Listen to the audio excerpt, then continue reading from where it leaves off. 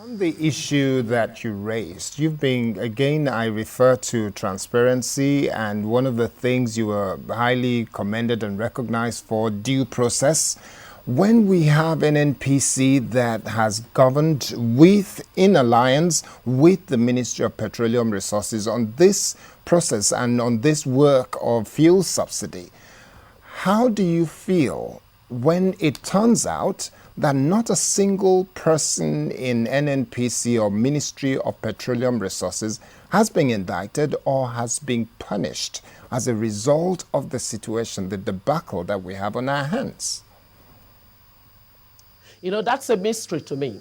That's why I was referring to the fact that the private sector couldn't have carried on the shenanigans in that sector without the support of some of the people within the government system.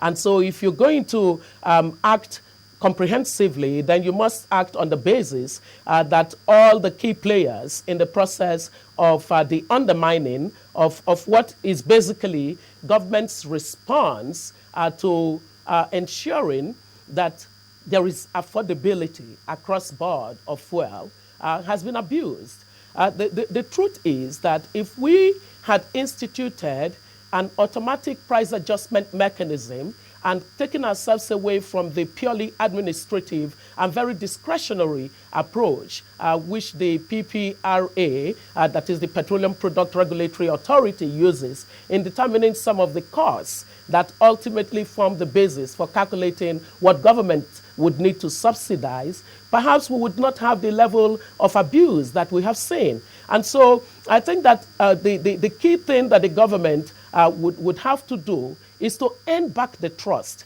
of the citizens on this subject matter.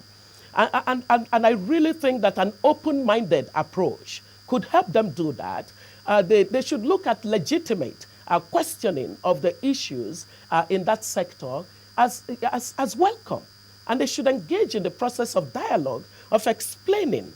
The fact is that until you have empirical evidence to counter the points that some of the people who are looking from the outside are making, they're not going to believe you. Empirical evidence is everything, and the kind of opacity or opaqueness that NNPC continues to operate in, I don't understand it at all. Because by 2007, we had done the implementation of the Nigerian Extractive Industries Transparency Initiative, which I chaired. We had done it from about 2003 to 2007.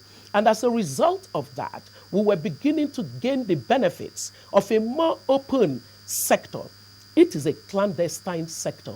I was always known for saying that this is a sector that is so esoteric and has not enabled the citizens to understand it. And in that mystery that it clouds itself, it sometimes acts in ways that do not lend themselves to accountability.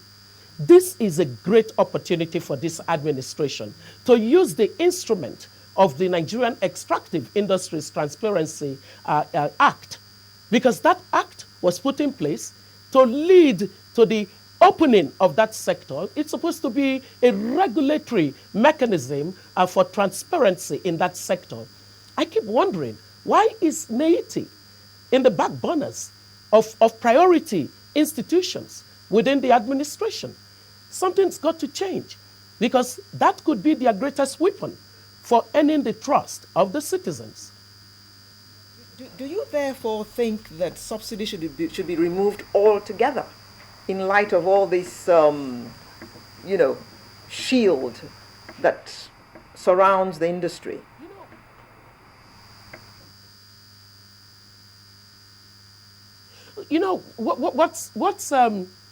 What's interesting about the subsidy conversation is that even the poorest of the poor in the land are beginning to understand that there is something about the markets, a market principle. For example, you can easily explain to the poor that what happened in the telecom sector of this nation was basically the greatness of how market principles can lead to greater access to a product. You recall that before the advent of the global systems for mobile telephony, the average Nigerian had no chance ever that they were going to get a telephone. In point of fact, there were just about 500,000 telephone lines. Through the market principles, the government did what it should do.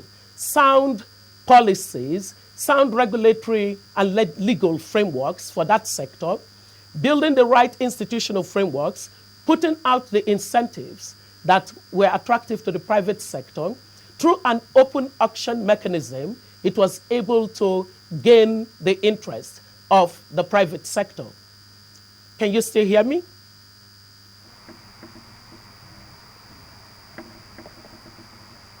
We can hear Yes. you. Okay, well, maybe what we should do is to... So it gained the interest of the private sector, and the private sector came calling. The same thing can happen in our petroleum sector. What the issue, though, is that citizens are saying, before you can talk about removal of subsidy, we need to see that there has been some governance improvements in that sector. For adventure, what you are referring to as subsidy may actually be inefficiencies and corruption charges being transferred as subsidies. And so that particular doubt is really in the minds of every citizen, including those who can pay the appropriate price for fuel, even at this time. And so there are things that I consider prior actions, and the prior action that is key for me is to clean up the sector. There is a huge governance challenge in the sector that can be cleaned up. There needs to be a commitment to that cleanup. And I don't want a situation where people say, oh, all we need is the petroleum industry bill in order for it to clean up. That's not quite true. There are still a lot of contingent liability issues that are in that sector that we need to all be aware of and know exactly how much liability the individual citizen carries going into the future. All right, thank you. If you want to go into specifics of the cleanup, will that include taking away the impunity of people who have managed over what has been described as extremely fraudulent subsidy regime? Will that include taking away that impunity, and will it include making sure that we see some amount of punishment, some people being sacked and taken away from wherever they are working now? Will that include it?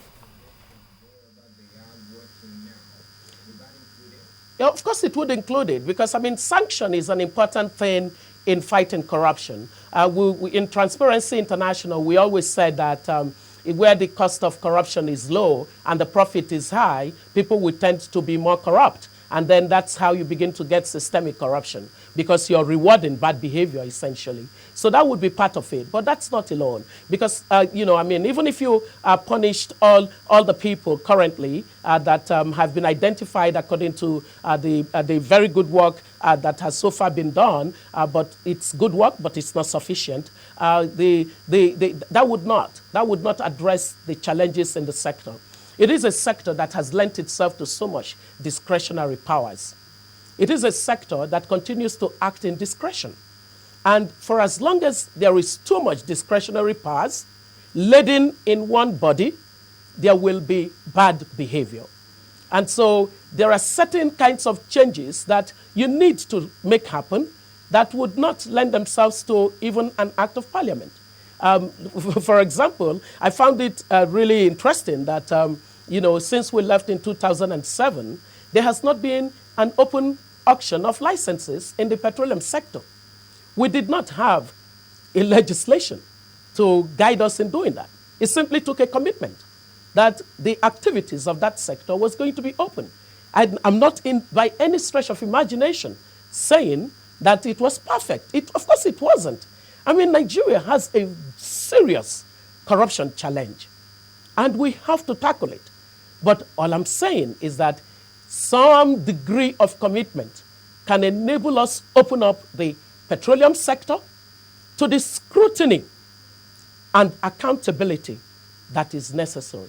Okay, so if we now have to begin to look at solution for the industry, let's take it one by one. Give us 1, 2, 3, 4, whatever number of solutions that you think. Let's assume the President of the Federal Republic of Nigeria is watching now and he wants to take something away from this conversation.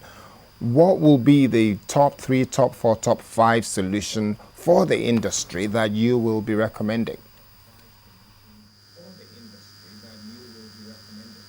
Well, the very first one would be for me to throw open all the financials of NNPC.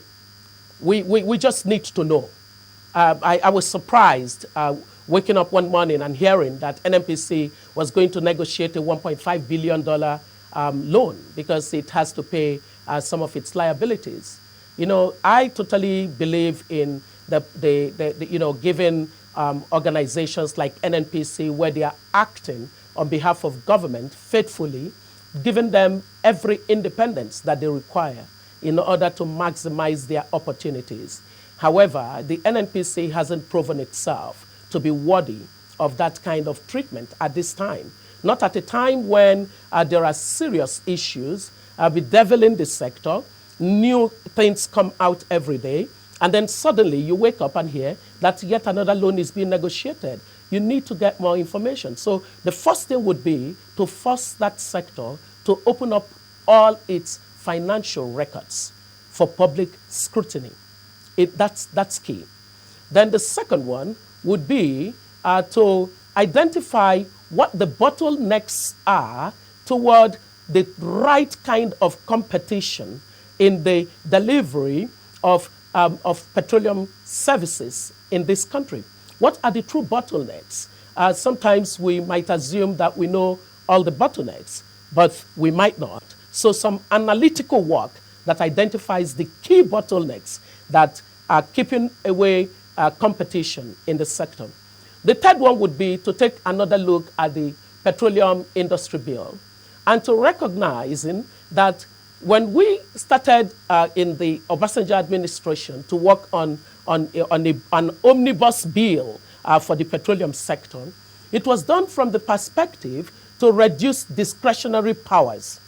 When I look at the latest petroleum industry bill, I see plenty of concentration of powers in the minister or at the behest of the president. Now that lends itself to a retrogression, not a progression. And so it would be something to look at. And then the fourth one would, of course, be to institute mechanisms that enable the building up of competencies within the sector. I remember when, as chair of the NEITI, we would discuss with the Directorate for Petroleum, the DPR, and you found that the level of capacity and competency within the regulatory arm of the most important sector in the economy was less than acceptable. It was terrible. And so, a massive investment in the kind of human capital development to ensure that we've got the kind of regulatory personnel as well as even the regulatory system to enable them work well. And then, basically, fundamental deregulation of the sector. It's serious deregulation of the sector. There's no reason why the petroleum sector should be the business of government. The government should through its institutions, provide regulatory responsibility, policy responsibility. The president and the minister should not bother themselves every day meeting with people who are doing things in the sector. Their regulatory arms can deal with them. I just recalled when I was Minister of Solid Minerals, and I was shocked when I would see so many people lining up in some room that I saw on my screen.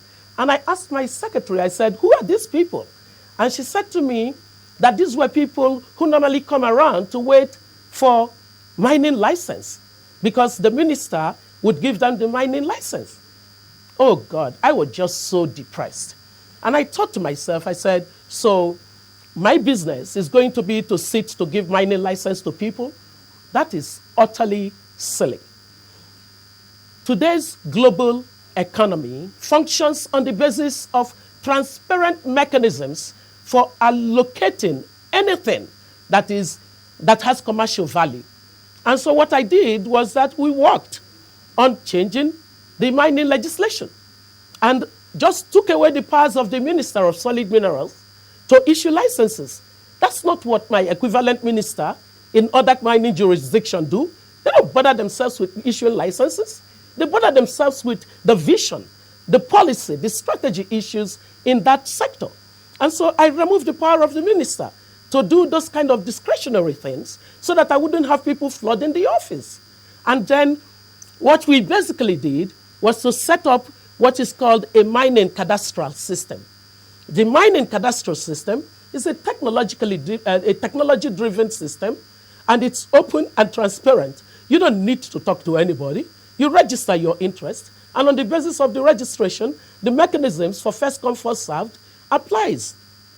We need to go back and think and say to ourselves, deregulate this sector so that the president and the minister can spend their time thinking about the vision, the policy, and the strategy. The market will come. The private sector is very clever. It always senses opportunities. They did with our telecom sector. They will with our petroleum sector once we commit ourselves to doing a very credible deregulation of that sector.